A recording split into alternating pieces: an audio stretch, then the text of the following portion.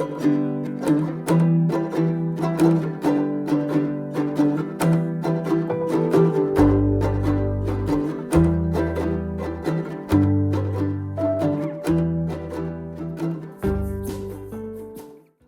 là, en fait, c'était surtout un cours de préparation parce qu'ils ont leur concours blanc, là. Les derniers points de méthodo à reprendre avant le concours, en fait. Au mois de novembre, j'avais cette session-là et je reste encore le 30 novembre avec eux de 13h30 à 17h30.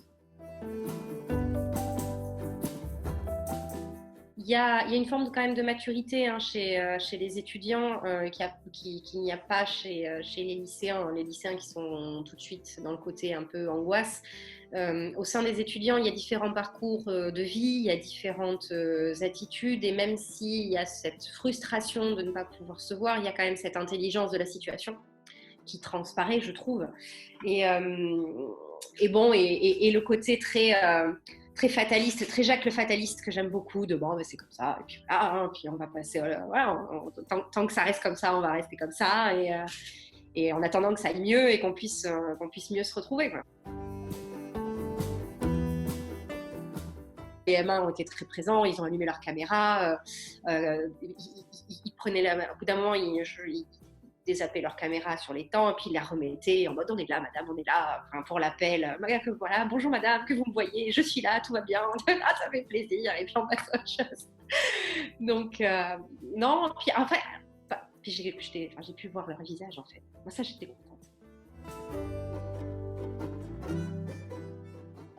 J'avais préparé en fait au préalable des éléments au niveau de la plateforme. Parce qu'on travaille en partie en CRPE partie 1, en tout cas on travaille sur des corpus. Donc il y a beaucoup de textes, enfin, des textes assez conséquents. Donc là je leur avais fait un petit corpus spécifique sur le combat en lien avec ce qu'on avait travaillé, avec un des textes qu'ils avaient déjà abordé, pour leur montrer qu'un texte dans un corpus et un même texte dans un autre corpus n'avait pas le même rapport ni la même signification, etc. Donc on a travaillé sur ça. Eux, les ressources, ils les avaient déjà sur It's Learning. Les points méthodo, en fait, ils avaient déjà leurs questions, donc on est parti de ça aussi. Enfin, l'idée est de conserver malgré tout un rapport très... comment dire, malgré tout un rapport de cours, un rapport de classe, en fait. On a besoin pour s'approprier, en tout cas dans notre matière, il y a besoin de temps de travaux individuels pour s'approprier certaines choses, et il y a besoin de temps de partage, de temps d'échange, de temps de questions et de réponses et d'acquisition de points. Ça reste un cours en fait. Le temps de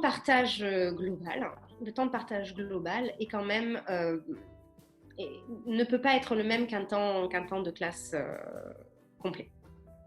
Ne serait-ce que quand on parlait sur les différents temps, j'ai le temps où je vais travailler moi de mon côté, après j'ai le temps où je vais faire le bilan avec tout le monde. Je suis seule en fait, et comme je suis seule chez moi, dans mon travail, ce temps-là, paradoxalement, il est plus court. Le temps d'échange global, il est plus long. Quand il va s'agir de poser des questions, soit on le laisse passer et on n'a pas trop envie d'y aller et à ce moment-là ça rallonge, mais c'est vrai que quand il y a des questions qui se posent, tout à coup, avec ce côté de je mute, je démute, j'essaye de prêter attention à tout ce qui se dit pour ne pas répéter la question, etc., ça en devient plus long. En fait, c'est vraiment une pratique à part. Une pratique à part qui n'est pas moins bonne ou pas pire, hein. C'est différent. C'est différent. On va gérer le rapport à l'autre, le rapport à la parole pas de la même manière.